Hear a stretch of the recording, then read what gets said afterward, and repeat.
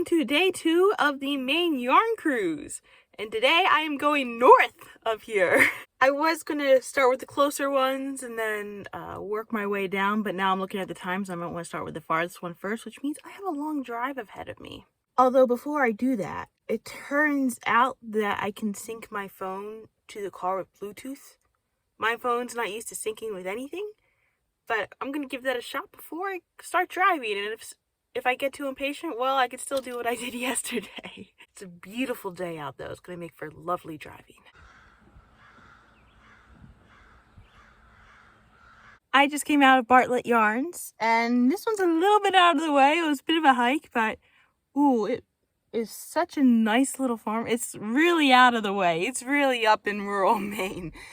But fortunately, they had a sign, like a road sign pointing towards their direction. So they are easy to find once you see that sign. It was pretty much all wool. It was just straight up wool, pretty much. There was a little gift section. Just all the yarn was pretty much wool. It was just varying degrees of wool. Most of the stuff I got here was actually roving, because they had an amazing roving collection. It was all like the same brand of yarn. It's all their brand of yarn. So this is light juniper. And then this right here is thistle. And then this right here is burgundy heather. So I actually met the person who runs the shop. So it's run by a couple, Lindsay and his wife. Like Lindsay was there and Megan was taking care of the cash register while I was there, and they were all very helpful. It turns out there are 2 different ways that you can dye yarn. So one is you can get like a bunch of white yarn and you can just dye it all blue and it's just the same color blue, which is probably the majority of the yarns that I'm coming across in my various yarn travels so far. But the way that they do their yarn is different. So they dye the raw wool and then they get the different colors by mixing the raw wool with varying amounts of white wool. So this thistle right here, like if you can actually see in the sunlight, there's actually a blue, a purple, and white wool all mixed in there. And then this right here, this is only like 25% red wool. The rest of it is white wool. And they have other darker reds that have more red wool that's in it. I ended up getting into a conversation because I didn't know whether I needed to card the wool before I used it, or if I could just pre-draft it and spin it as is. And it turns out I can just pre-draft this. I also saw this little color thing right here. It's just a nice set of colors. I did end up getting some yarn. So they have these little like sets of swirls. This one's called Fresh Berries. Pretty nice. They did sell like skeins like this, so I got this skein like here. It's a pretty nice colorway. It is a little bit rough, but then again, it is straight up wool. It's not mixed with anything. They did have various types of wool. So it turns out they get their wool from like the Northeast United States. So they do go as far down south as Virginia for their wool. And their dyer's actually in Philadelphia, Manayunk, I found out. Turned out Lindsay and his wife were in Philly in January because their old dyer in Manayunk, they suffered from the hurricanes that hit Philly and they got completely flooded underwater, and they sold their dyeing machinery to Bartlett Yarns here. So now they just got all that machinery recently. And then the last couple things I got, so I got a shawl pin. I never considered buying one before, but there are a couple things I've made recently that could use a shawl pin. So I'll give it a try, see how it works. And then I saw this book. This is The Art of Weaving. And it explains about how to set up looms, and also it mentions different like weaving techniques. I thought it'd be an interesting read, especially like now that I've been to Ireland and I've seen, like I got a chance to work the loom and I've seen the other looms. Setting it up seems intimidating, but it seems less intimidating than it did. And especially if I get a book that kind of explains how to do like different patterns. Like I may not have a weaving machine yet like that, but I can at least like start building that encyclopedia inside my mind of how this particular craft works. Yeah. Like I still love knitting, I still love crocheting, but I also really love learning new things. And this is kind of related. Like I've got all this yarn and like stuff now, I gotta use it, right? In some way. And oh, I almost forgot, they threw a sample in. This is basically a little sample of all the different yarns that they had. So the way that it used to work is they have samples from every decade since the 1900s. which is a lot. But what they would do is they used to mail out samples of all the yarns that they sold in the stores. And then when someone wanted to order yarn from them, they would take the sample of the yarn that they want and mail it back with a check. And that's how they would get their yarn. Which is so smart, right? It's amazing. The ingenuity that people came up with before the internet, because obviously the world still ended up working. The world still works. This was amazing. This is a little bit out of the way, but it was well worth the trip.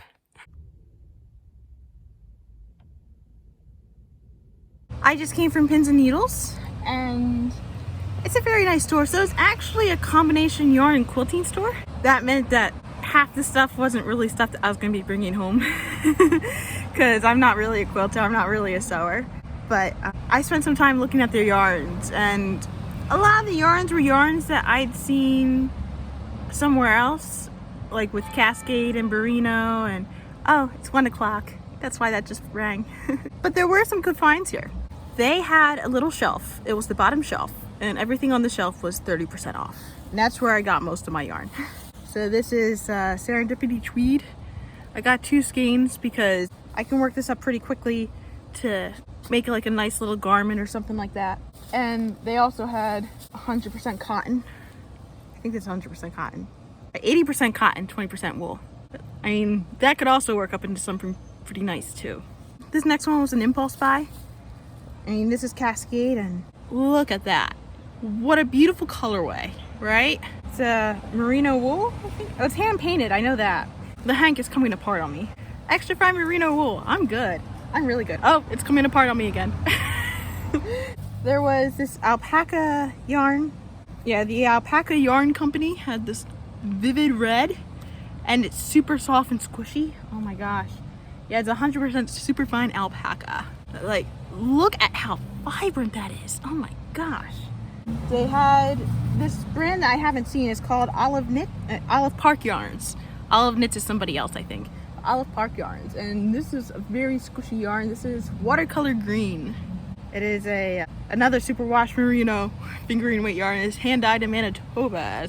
I think Manitoba's in Canada. I'm not entirely sure about that. I'm gonna look up geography again. Okay. I got some roving. So they had like small amounts with just felting kits, and well, I'm thinking I'm probably gonna be more likely to try to spin with this. But just a nice little taste. They did have a specialty yarn there that was Maine made, but I did not get it because I recognized the name, and it's a store that I'm going to be stopping on later on in the tour. So we're gonna wait till there to get all the good stuff from that store. And then this was also in 30% off. It is this yellow silky, 50% cotton, 50% viscose. That's why it feels so soft. Yeah, it's almost ribbony like. Mikado ribbon. Of course it's ribbony like. And then the last 2 things I got weren't yarn. So I saw this chart that claims to be a shoe-sized sock conversion, which honestly, part of the reason why I haven't really gotten into making socks for other people is because I don't know what their shoe size is, and even if I did know their shoe size, I wouldn't know how big their feet are. And this is a chart that explains all that.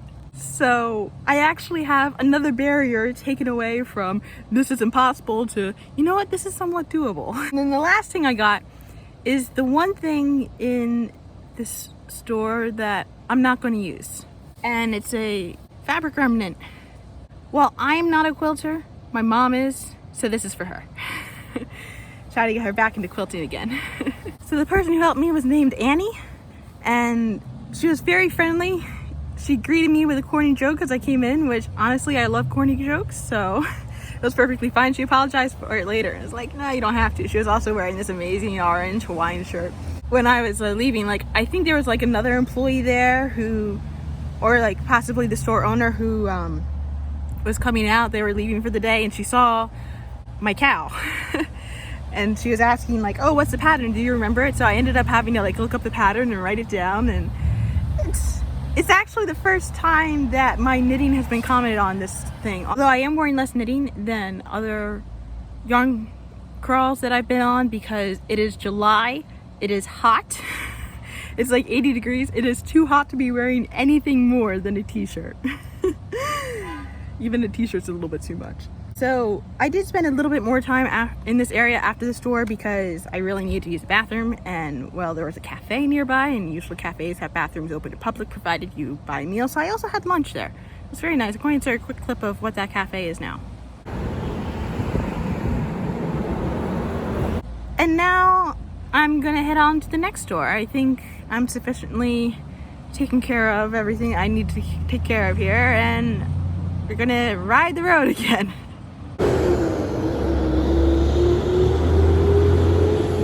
I just came out of Happy Knits, and it's such a cute little store. There's like this nice yarn bommy display right as you go to the entrance, and it's kind of like a room inside a bigger building, the way that it's set up. And there were quite a few unique yarns here. It was pretty nice. I saw some brands I never saw before. So they had this Nuna brand. It's the Quechacon word for soul or spirit. It's an extra fine merino wool and mulberry silk. And let me tell you, this thing is super soft. And this is like such a lovely color too. And then they had this other brand that I ended up buying 2 skeins because the names of the yarns are amazing puns. So it's Leviathan Fibers. Like, look at that vibrant green. This one is called Jealousy. The other one is the Right Hand of Doom. So this is called Glove. Like a glove without a pair, only for the right hand. I came across another hot knit yarn, which I learned from one of the other stores yesterday is a Maine yarn.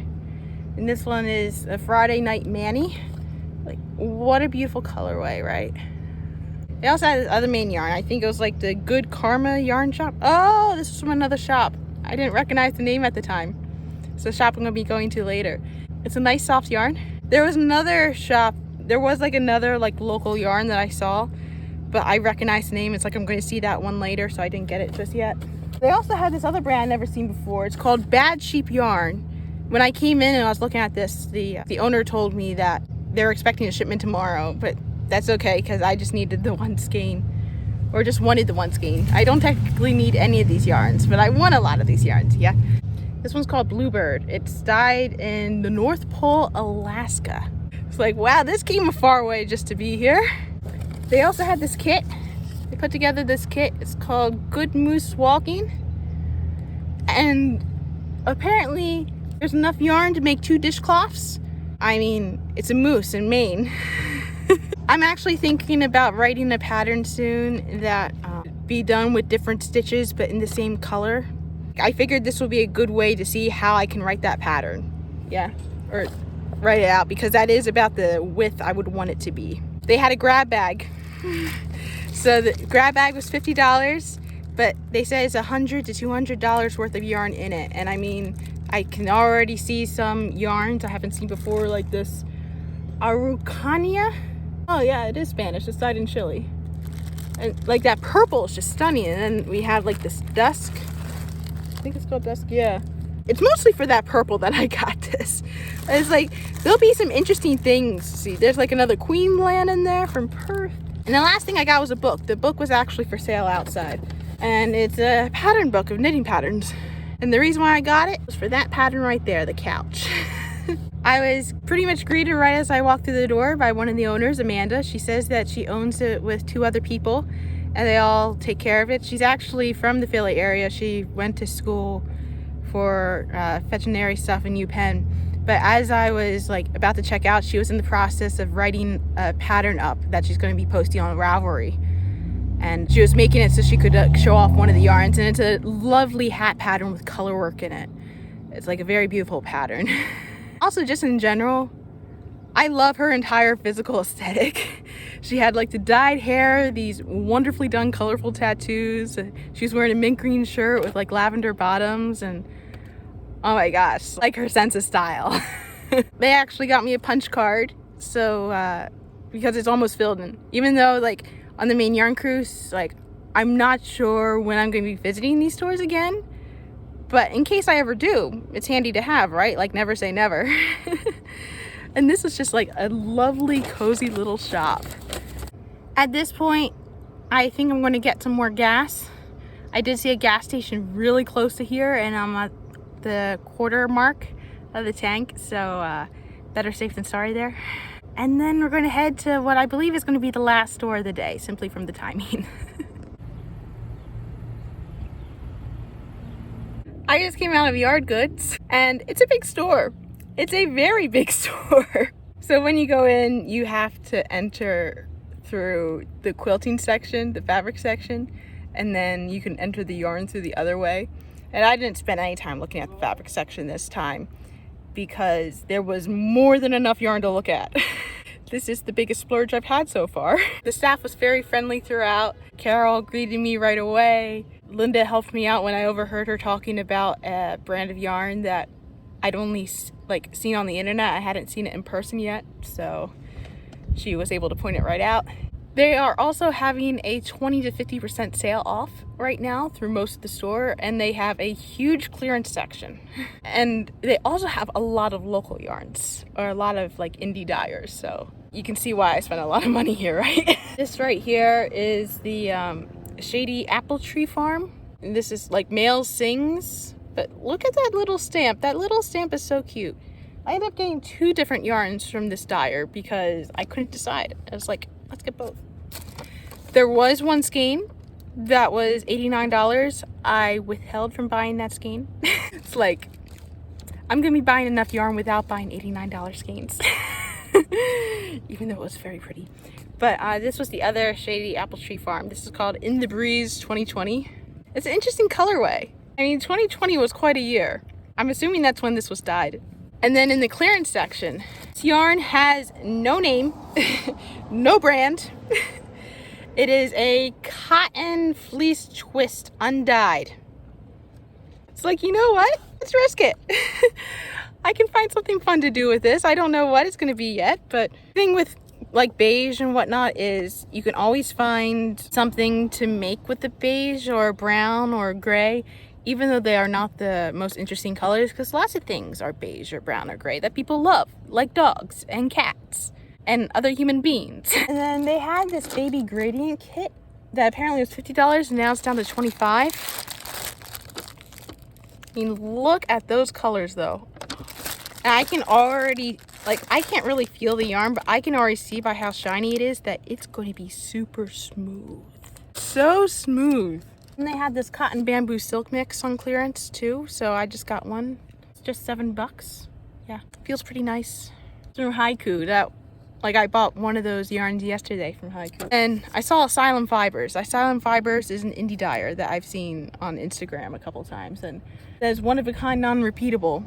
And I love the colors. Like, well, if it's not repeatable, I might as well get it, right? So I got 2. So this is, what's the color? You know, I think Carol said something to me about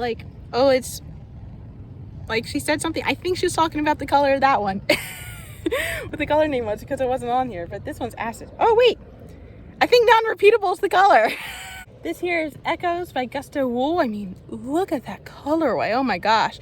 And it's 2 of them together. So my guess is this is probably to make socks or gloves, but probably socks. Yeah. This was Fiber Stash Dye Works. I haven't seen this one before. Look at how sparkly that is. Ooh, yeah. I did not realize that was the color name. This is called Picky Husband. I am not married, so I can just make like a human doll and call it my husband. Okay, let's leave Unhinged land for a moment. Okay, I did see Manos del Yorgai in a different store, but this was an impulse buy. This was such a lovely color.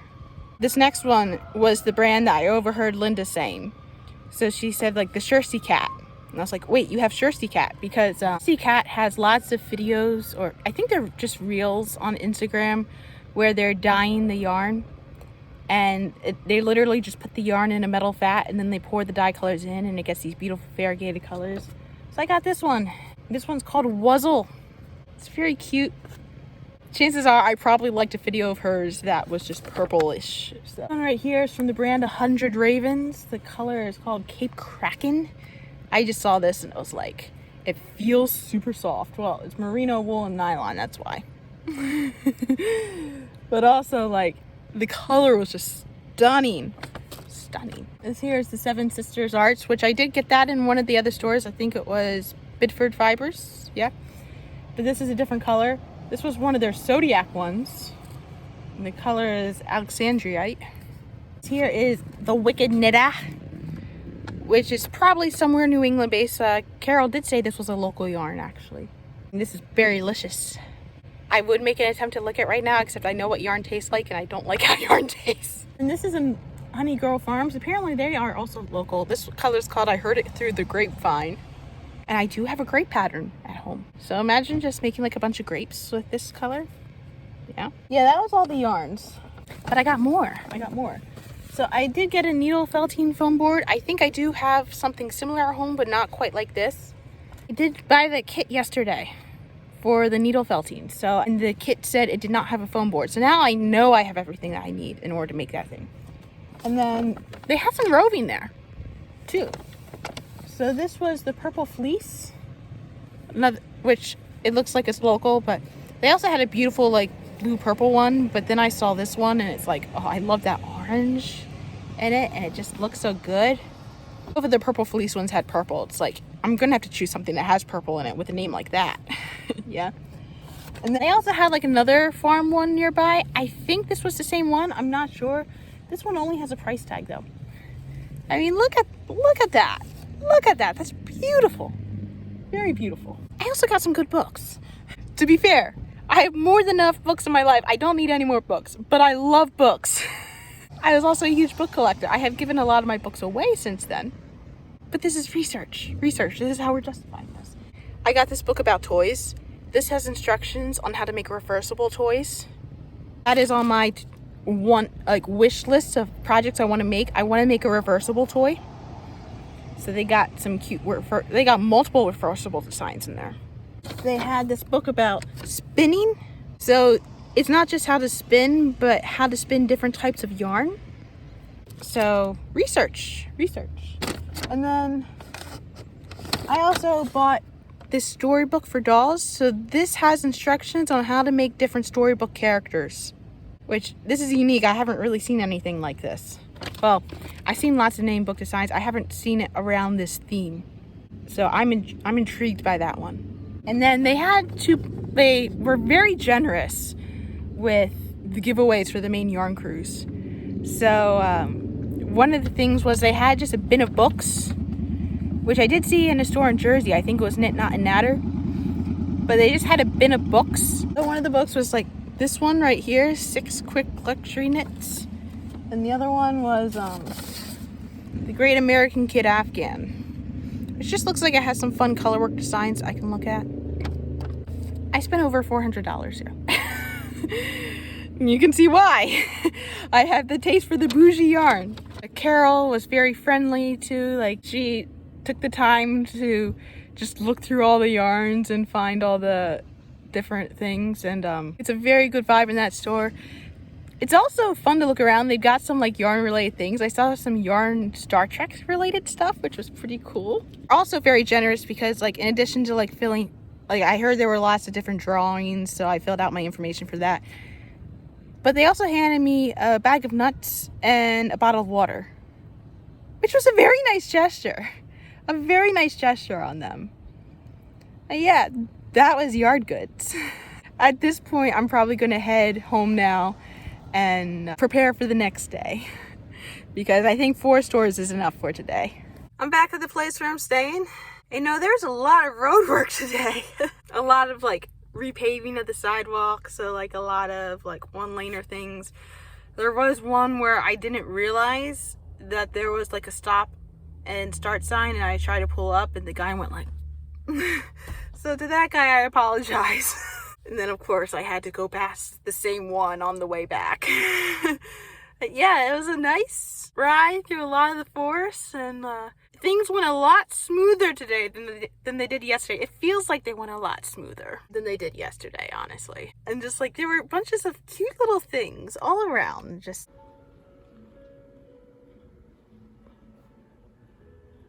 like I forgot to mention in the last store, Yard Goods, they had mannequins displaying the stuff, but the mannequins had like lamb heads. So cute.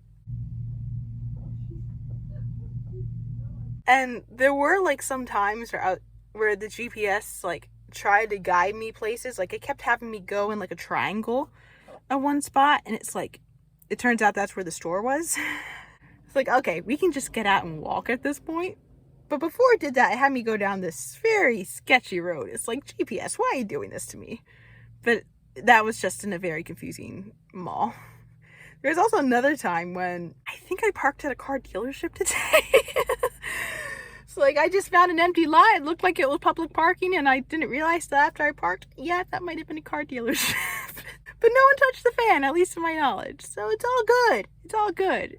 I've had a little fly stuck in the, or I hope it's a fly, not a mosquito, stuck in the car for the entire last part of the ride. But as long as it doesn't bite me or get in my way, it's fine. I can't tell if it's still there, if that's one that's outside. Yeah. Anyway, I'm gonna bring in all my goodies and prepare for the next day.